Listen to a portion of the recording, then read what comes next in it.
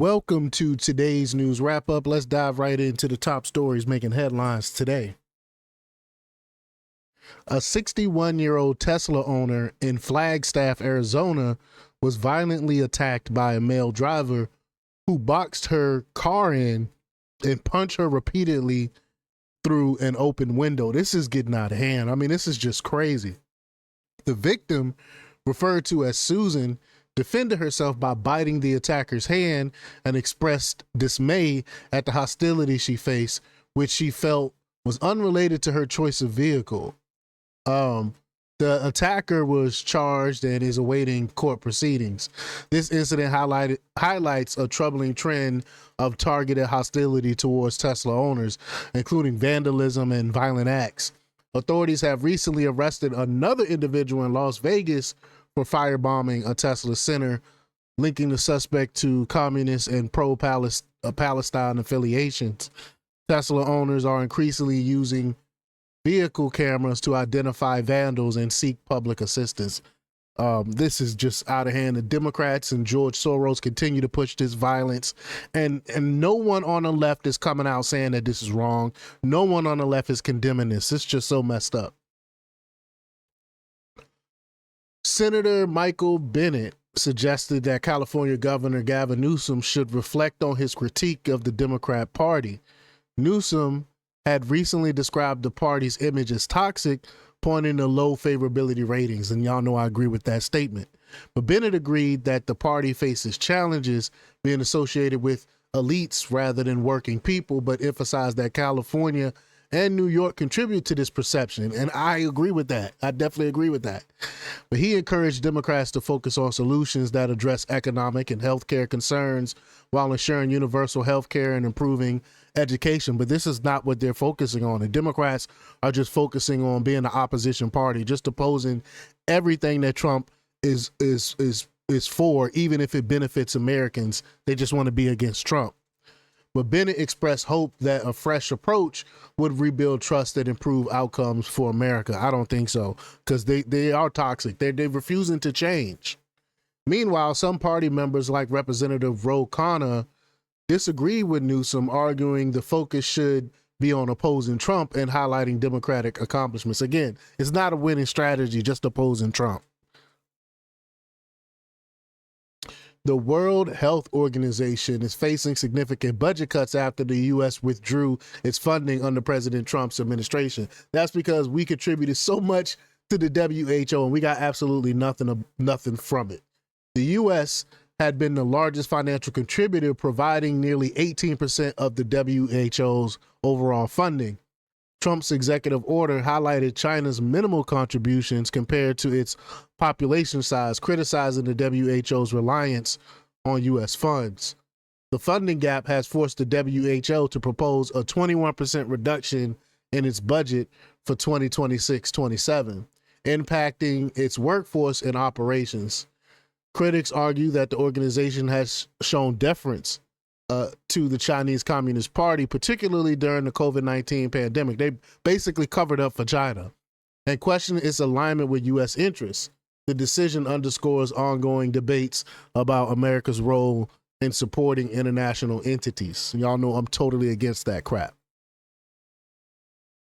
Representative Jasmine Crockett faced criticism for her comments about Congressman Byron Donalds during an appearance on the Breakfast Club podcast. Crockett described Donalds, who is married to a white woman, as whitewashed and mocked him with offensive language that many found racially charged. I mean, I don't understand that this is who y'all want to make the leader of y'all party, Democrats? Someone like her, outright racist? She also misattributed statements to Donalds, claiming he praised life under Jim Crow, despite his actual remarks being focused on historical societal changes within Black communities.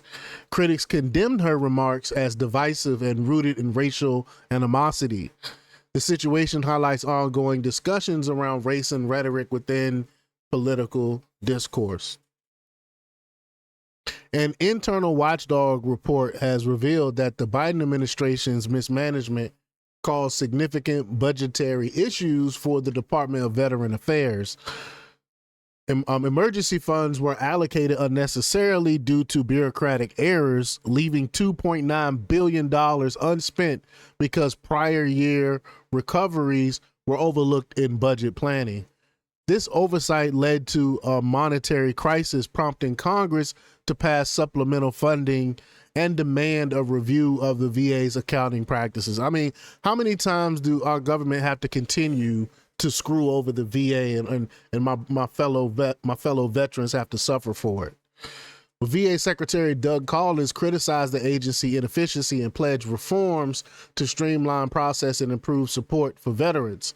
The situation highlights the challenges of negotiating bureaucratic systems while ensuring effective resource allocation. An internal watchdog report has revealed that the Biden administration's mismanagement caused VA significant budgetary issues. I just went over this one. I don't know why I have this one twice. Sorry about that. It should have been the story on Walt Disney. Sorry, I messed up here, y'all. I keep saying, y'all know I laugh at myself, boomer tech, but I'm not a boomer, so y'all figure it out. So I'm gonna have to skip this story here. A Democrat Seattle council member, Rob Saka, has introduced a resolution aimed at reversing past commitments to defund or abolish the police. Now they want to fund police. How quickly things have turned. The proposal acknowledges the divisiveness of earlier pledges and seeks to appreciate first responders while improving police accountability and public safety models. In 2020, the city had made significant cuts to its police force, which led to officer departures and public safety concerns. Saka emphasized the need to learn from these experiences and focus on creating a safer, more inclusive community. I mean, what is there to learn? We warned y'all that this was going to happen. We told y'all that if you defund the police officers are going to leave. You're not going to have a police force. Crime is going to go up. People are going to suffer, especially the marginalized community who y'all try to say y'all care about. But the resolution, supported unanimously by council members present, is now advancing to the larger city council for consideration. We'll see what happens. We'll keep our eye out on this. The Republican Party of New Mexico headquarters in Albuquerque was deliberately set on fire with ICE equals KKK spray painted on the building.